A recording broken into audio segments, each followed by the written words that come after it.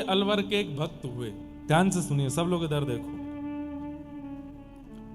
उन्होंने जीवन में कभी भजन नहीं किया था, जीवन में कभी नाम जप नहीं किया था, उन्होंने जीवन में कभी ठाकुर जी का बहुत दर्शन लाभ आदि कुछ नहीं किया था। लेकिन एक दिन पता नहीं क्या हुआ, कहीं कथा वो सुन रहे थे, तो कथा आदि में वो जाते थे, ऐसे कि निमंत्रण मिला है तो 5 मिनट मुंह दिखाई के लिए जाते थे। तो एक बार कहीं कथा चल रही थी अलवर में, तो वो गए। सत्य घटना है, बहुत ध्यान से सुनिएगा।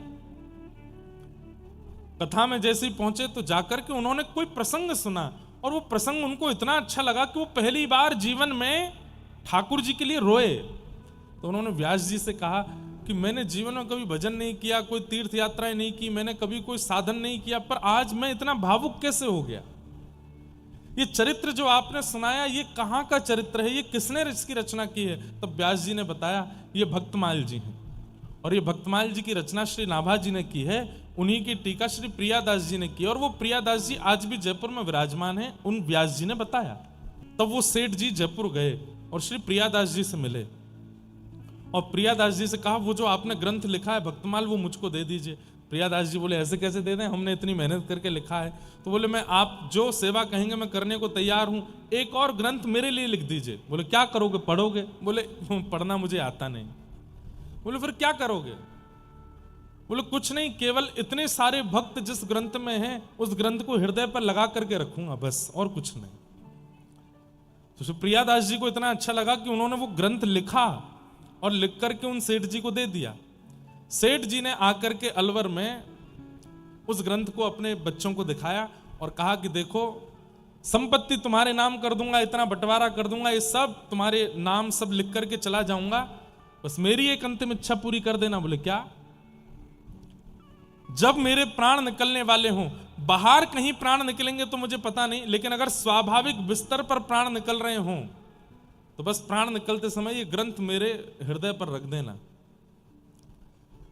बच्चों ने कहा आप ऐसी बात क्यों करते हैं, अभी तो बहुत आयु है आपकी। बोले कि बस मैं बता रहा हूं, ये मेरी अंतिम इच्छा है।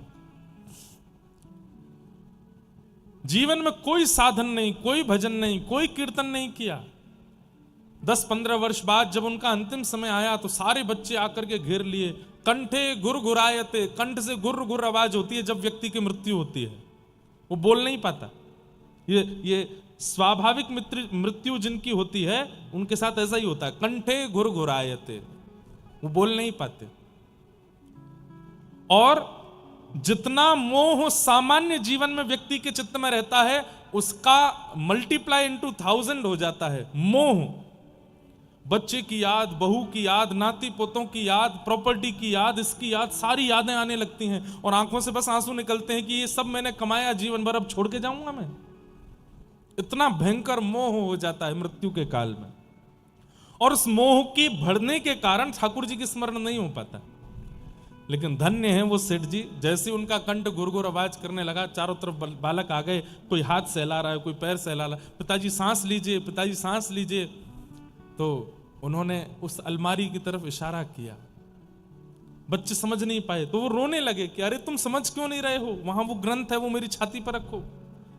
तब एक बालक ने कहा ये अलमारी की तरफ क्यों देख रहे हैं, हो सकता है इनकी कोई प्रिय वस्तु रखी है उसको देखना चाहते होंगे। अलमारी खोली तो वो ग्रंथ रखा था। तब बड़े पुत्र को याद आया, अरे अरे पिताजी ने 10-15 साल पहले कहा था जब मैं मरूं तो ये ग्रंथ मेरी छाती पर रख देना। जैसे ही वो ग्रंथ भक्तमाल जी का उन सेठ जी के हृदय पर रखा, हे कृष्ण हे कृष्ण हे कृष्ण कह करके उनका शब्द प्रकट हो गया, कंठ बिल्कुल आनंदित हो गया।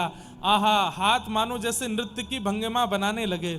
पुत्रों ने कहा पिताजी क्या हुआ, आप अभी बोल नहीं पा रहे थे, आपके मुख से भगवान नाम कैसे निकलने लगा? उनके नेत्र सजल हो गए, बस हाथ जोड़ के चारों ओर देख रहे हैं। बोले पिताजी कौन दिख रहा है? तो वो बोले थोड़ी देर पहले यम के काले काले दूत खड़े थे, मेरे गले में रस्सा उन्होंने बांध दिया था और मुझे खींच करके नरक ले जाने को कह रहे थे, इसीलिए मेरा स्वर नहीं निकल रहा था। लेकिन ये ग्रंथ मेरे चित्त पर रखते ही वो यम के दूत अंतर ध्यान हो गए। बोले अब कौन है? बोले भक्तिमती मीराबाई खड़ी हैं, सूरदास खड़े हैं, कुम्मन दास खड़े हैं, गोस्वामी तुलसीदास जी महाराज खड़े हैं, फिर हरिवंश महाप्रभु खड़े हैं, स्वामी श्री हरदास जी महाराज खड़े हैं, नरसिंह मेहता खड़े हैं, सारे भक्त मेरे चारों ओर खड़े हैं और क्या कह रहे हैं, अरे सखी चल हमारा हाथ पकड़ तो निकुंज में लेकर के चलें, प्रिया प्रियतम तेरी प्रतीक्षा कर रहे हैं। बच्चों अब मैं जा रहा हूं, तुम लोग अपना ध्यान रखना और प्रयास करना।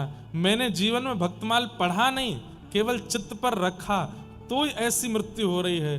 तुम पढ़ोगे, तुम सुनोगे तो तुम्हारी कैसी मृत्यु होगी, तुम विचार कर लेना। और ऐसा कहकर के भक्त समूह अलवर में एक साथ इतने सारे भक्त प्रकट हो गए और उन सेठ जी को अपने साथ लेकर के निकुंज में पहुंच गए, जहां श्री प्रिया प्रियतम दोनों अपने भक्तों के साथ विहार करें, वो निकुंज है।